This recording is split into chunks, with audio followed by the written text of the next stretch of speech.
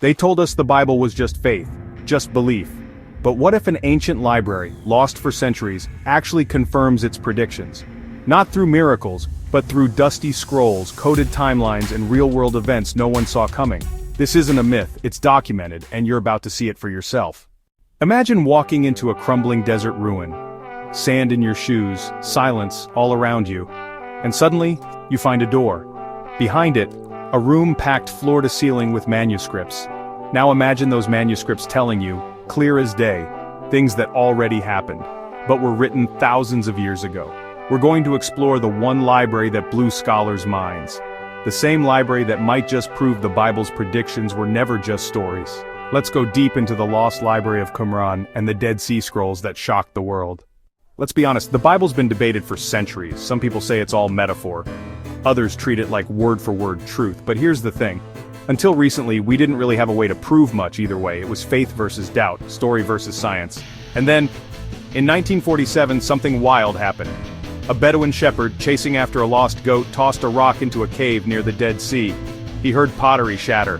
When he climbed in to check it out, he found giant clay jars. Inside, scrolls. Ancient scrolls. Some torn, some wrapped in linen. They looked like nothing anyone had seen in a long, long time.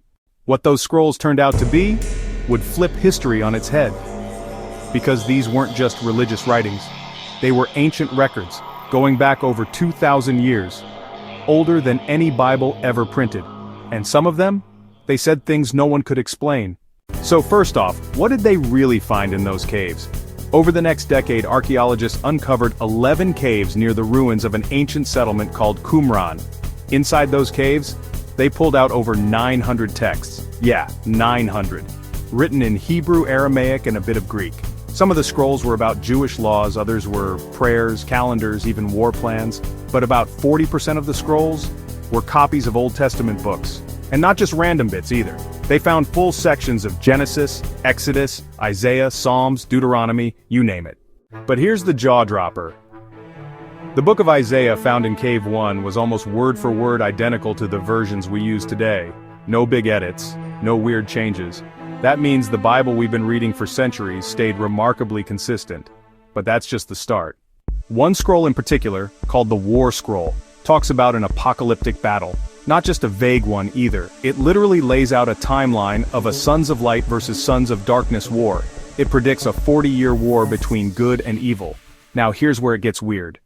This timeline, when cross-checked with later Jewish uprisings and Roman invasions, weirdly matches up. Like, to the year.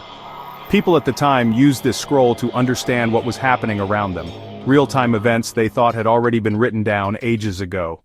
Part 3. The Messiah Clues. Another scroll, called the Messianic Apocalypse Scroll, talks about a coming savior. But it's not just a vague prophecy, it talks about a man healing the sick, making the blind see, raising the dead. Sound familiar? This scroll was written over 100 years before Jesus was born, which means the expectations of a miracle-working Messiah weren't added after the fact. People were already waiting for someone like Jesus, before he even showed up. Part 4. The Calendar Codes. There's also something wild about the Qumran calendar system. They used a 364-day calendar, not 365. Why does that matter? Because this calendar lines up with a lot of the feast days and prophetic timelines in the Bible, especially in Daniel and Revelation. Some scholars believe the Dead Sea Scroll community had a hidden timeline they were tracking, something they thought matched up with divine prophecy. And when you map those dates forward, you get suspiciously close to the time of the destruction of the Second Temple in 70 AD, which by the way Jesus predicted in the Gospels. Part 5. Lost books you've never heard of. Now here's where things really heat up. Some scrolls had books that never made it into the Bible, like the Book of Enoch, which talks about fallen angels, strange creatures, and divine punishment. This book gives vivid descriptions of the flood, the end of days, and celestial warfare.